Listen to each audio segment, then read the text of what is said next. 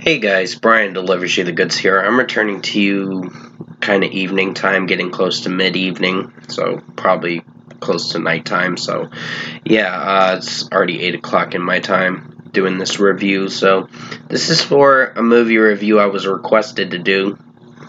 I just had to catch up on the other releases before getting to this movie.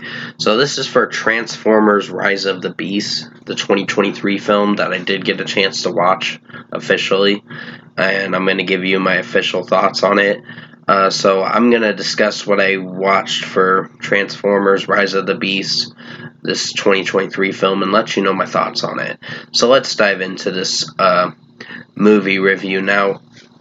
I would say this is probably better than the originals, because the original films were not the best.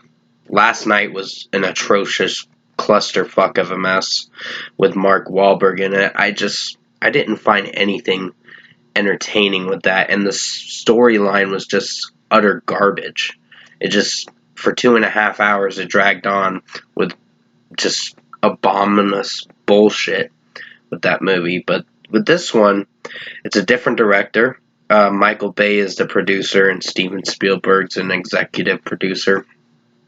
Honestly, when Michael Bay directed the films, it just there was not a lot of heart to it too much. So I think with this film, it's decent. I wouldn't say my favorite film this year, but it had an interesting storyline. There were some critiques I have with this movie, quite a bit of critiques, and that's why I'm gonna give it the rating it's gonna get pretty soon. Um, Fair warning, there is some spoilerish stuff. Well, I'm not going to be mentioning spoiler stuff, but it mentions a certain uh, army organization at the end of the film that I found to be kind of ridiculous. Like, why is that part of a Transformers movie? I was just questioning, like, what the fuck is going on? Like, are they fucking for real? So I don't know. There were some cringe moments in the movie, but the overall storyline was interesting. But the performances were pretty solid. Um, you have Noah, Anthony Ramos' character. I think his performance was pretty good, better than Shia LaBeouf, that's for damn sure. Um, in my honest opinion, because even the ones with Shia LaBeouf, I think his performance just fell flat with the Transformers movie, along with Megan Fox. And if you saw my Transformers throwback movie review, you understand why I gave it an okay rating, because some two of the main characters were the letdowns for that movie. In a certain sense, I guess. But I think the storyline, just basically the premise is talking about how they have to find this transwarp key, the two pieces before the Terracons find it. They're kind of like Decepticons in a way. So the bad guys, pretty much Scorch, or Scourge, I think his name is the leader. I wouldn't say the leader. Unicron is the actual leader of the Terracons, and I think the storyline's a lot better and not as messy as the Age of Extinction and The Last Night and the other films. I think Dark of the Moon was okay, but not anything mind blowing. But still, I think with the Transformers movies, there are good qualities, and there are very weak qualities. But with this one, I kind of find the film interesting of a watch.